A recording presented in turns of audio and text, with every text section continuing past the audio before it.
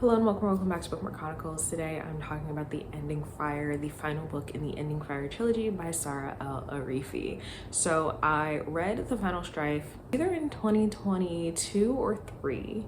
And then I had an arc of book 2, The Battle Drum, and I was lucky enough to get an arc of The Ending Fire as well. So I'm going to be posting this close to release day. I know that The Final Strife is very polarizing, so if you liked it and you made it to The Battle Drum, then I would definitely recommend go ahead and finish the trilogy. I do think that overall it was a satisfying ending, even though I didn't necessarily love all of the choices that were made. It was still a good time and I really enjoyed being back in this world. So I did reread books 1 and 2 to prepare for this, and I think that was a good idea because everything was fresh in my mind. If you are unfamiliar with The Final Strife, the first book in the series, we are following 3 characters that live in an empire that has a caste system based on the color of your blood. So there are Embers who have red blood that are the rulers. We have Wardens that sort of rule over the empire and make all the laws and things like that. Then we have Dusters who are blue blood and sort of middle class. And finally, we have Ghostings who have clear blood, and many of them are servants. They are also maimed at birth. They have their hands and their tongues cut off as penance for a rebellion that happened hundreds of years ago. So we're following 3 different characters who all have different blood colors, and they're interacting in various ways while also learning that there are some secrets that the Empire has been keeping from them. So that is pretty much all that I'll say because I don't want to spoil anything. As far as content warnings for this series, blood is a big one because again, the caste system is based on the color of your blood, but blood is also used in rituals and things that we see very often throughout the series. There is drug use, drinking. One of the characters in the first book is an addict. There's also murder and war, colonization, and in this one in particular, we see the inner workings of what is essentially a cult. So at the beginning of The Ending Fire, all of our main characters are sort of spread out and preparing for this final battle that we all know is coming. I ended up rating this book 4 stars. And while I did enjoy it, I will say that I was able to predict a lot of the reveals that happened in this book, which is surprising because there's a huge reveal in The Battle Drum that I did not see coming at all. So I don't know if it's because I had recently reread the first 2 books and so everything was just fresh in my mind, if I've gotten used to Sarah L. Arifi's writing style, or if because it's the final book in the trilogy, I was just questioning everything. So I didn't necessarily feel that this one was as exciting, even though I did still have a good time with it. I think that if you don't see everything coming, then it might still be like surprising. You might still have that shock value, but for me, I kind of missed a lot of that. But overall, I still had a good time reading it. I'm so glad that I read it, and I would definitely recommend it if you have made it to book 2. So that is really all that I can say without spoilers. If you are planning to read The Ending Fire but haven't yet, this is your official spoiler warning. All right, so as usual, I'm gonna start off with the characters. So in this one, we have 4 perspectives that we're getting: Scylla, Anor, Hassa, and Jon. I'm gonna be real with y'all. I fucking hate Anor and Jon. I think I hate Jon more than Anor at this point. Anor has been fucking annoying throughout the entire goddamn series, and she doesn't get any better. I'm so disappointed because she had such huge character growth in The Battle Drum, and then it went really downhill after her mother died, and that was just annoying. Jon, for whatever reason, I don't care. I don't know why he is important aside from his connection to Scylla, and in this book in particular, it felt like his chapters were always the fucking longest, and then there's like this little side romance that he's got going on, and I genuinely could not care less. I really like the character that Scylla is when she's sober, and so I'm really glad that she was kind of forced to stop taking joba seeds in book 1, because when she is teaching and creating and inventing, she's actually a really great character. Anor, like I said, annoying as fuck, and in this one in particular, watching her get sucked into the Zalam was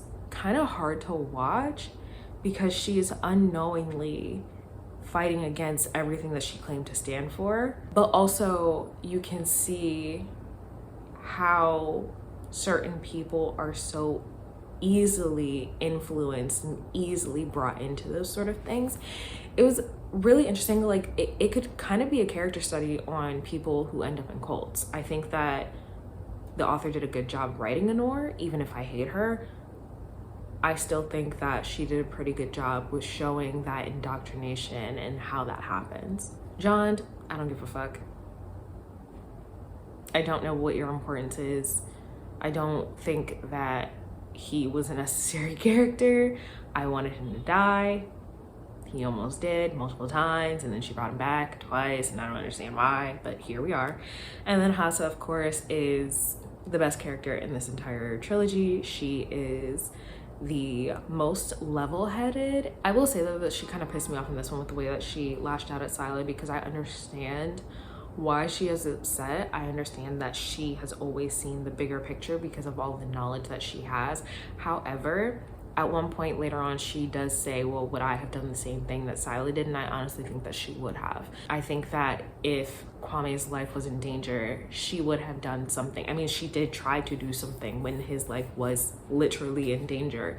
And so while I understand why she's upset, at the end of the day, the thing that she said to Scylla about like giving up on everything for someone you once fucked, I think that was really fucked up and felt a little out of character for her. Like, yes, she has absolutely the most right to be upset out of anyone in the series, but I just didn't like the way that that was handled. There are a lot of side characters in this, and so I'm not gonna go through all of them. I don't particularly feel like anyone needs to be singled out, with the exception of Gorn. With that said, I'm going to get into plot points, and I think that with the prologue, it's pretty obvious that Gorn is the truth sayer, right? Obviously, she's been working with Anor, Kwame, Hassa, and everyone trying to figure out how to reveal the secrets of the Empire and to get the rebellion started and to sort of open everyone's eyes. And so that wasn't a surprise at all. I don't think that would be surprising to really anybody.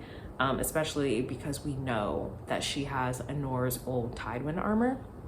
So that was fine.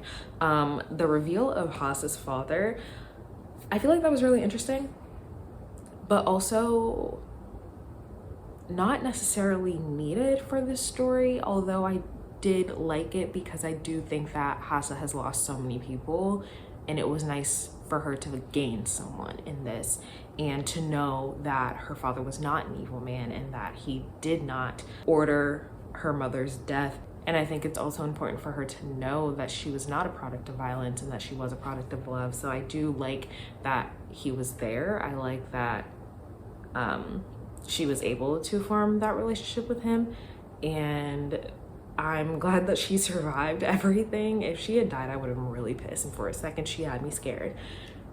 I will remind you, Sarah El-Arifi is the reason that I have an authors I want to square up with video, and if anything happened to Hassa, we were gonna have to fight again.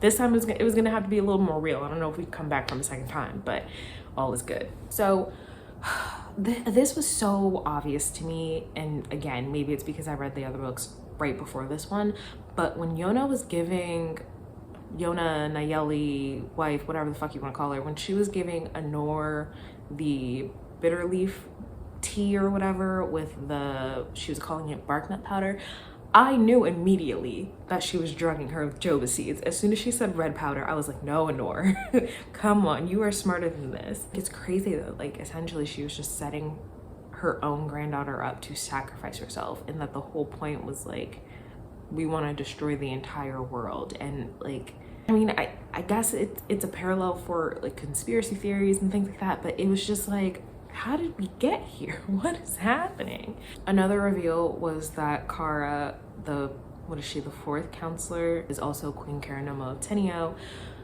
I felt like that was pretty obvious, especially because there was a blurb at the beginning of the chapter talking about how she lost her husband and child, and then we already know that Kara lost a child, and I was like, well, obviously that's not a surprise. How John didn't figure that out though, I don't know, because I was just like, you have this weird obsession with her and you didn't put two and two together. But again, you're supposed to be smart. Okay, I don't like Kara, and I think part of it is her attitude towards Scylla. Like, yeah, Scylla can be abrasive, and I understand that it's not always palatable, but Kara is too. Genuinely feels like her reasons for not liking Scylla is just because John loved her. which is fucking stupid. And then at the end, when she basically decides to be like, oh yeah, the queen is dead, and she's just gonna go back to, I think it was the Entwined Harbor with John, and she's like, oh yeah, the queen is dead. And I'm like, you're giving up your kingdom for a man? That's wild, but okay. Another thing, I knew that Yona killed Kwa. As soon as Anor said something about them questioning her, knew that was coming from a fucking mile away. I'm not surprised that they also killed Far. Like, it's just crazy to me that Anor was so complicit in murdering so many people, and realizing that it wasn't just the wardens who were going to suffer, and still not realizing how ironic that was. It just, I get it. I mean, she was essentially brainwashed. She was also being drugged at the time, and it was just hard to watch, honestly. So those are the major plot points that I wanted to point out. I guess also with Syla and Nora's bodies never being found, but then they have their epilogue. I think it's safe to assume that they died. Honestly, I really just wanted Anor and John to die, but we had to save John. Syla, I don't know. I like her, but I feel like at the end of the day, she was gonna do whatever she could to save Anor, even if that meant putting her life at risk, and that's basically what happened, and that's fine. I was proud of Anor for killing Yona, because I know that that had to be tough for her, not only because Yona is essentially a cult leader, but also that is her grandmother, and she really just wanted her approval for so long and finally started to get it. Things that I disliked, again, John and Anor. Did not enjoy either of their perspectives the entire time, especially John. And I don't know why his chapters were the longest. He was quite literally useless for most of it. I mean, I get it, he's Major General of the army or whatever, but like his little romance with Kara, unimportant, does not matter. We didn't need it. Like, it was just really annoying. And then this is both a like and a dislike. I really love that in part 5 we get chapters from so many different characters, including side characters. However, if I'm not mistaken, I'm gonna go back and check, I am almost positive that we did not get a Gorn chapter, which I feel like is a huge disservice, because Gorn has been such a pivotal character in the entire series, but especially in the last 2 books, and it just felt weird that we didn't get her perspective, especially with her leading the rebellion and essentially at least applying to be one of the rulers of this dryland republic that they create after they destroyed the Warden's empire. Like, it just didn't make any sense to me, but I really did love getting all of those perspectives at the end. I also didn't expect her to kill so many people. Like, I knew it's war, people are gonna die, right? But the way that like the first 3 chapters people were just dying left and right, I was like, damn, she really didn't hold back this time. So that was surprising, but like in a good way. Again, I do think that the ending was satisfying, and I'm glad that they were able to sort of start from scratch. Like, if America could do that, that'd be great. We need it.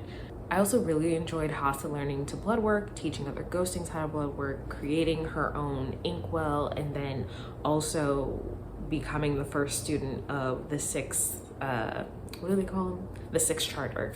I think that was really cool. And again, her dad going with her, I just love that she has that support.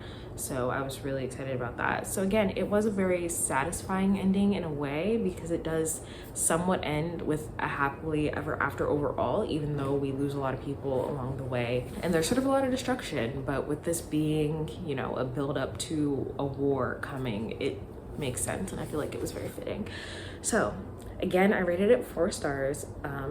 This is the lowest rating that I've given any of the books, I think, and I do feel like the journey was kind of long. However, while I typically hate books where we're just traveling for a long period of time, I think that because the things that were happening in each location were interesting, I didn't mind it as much.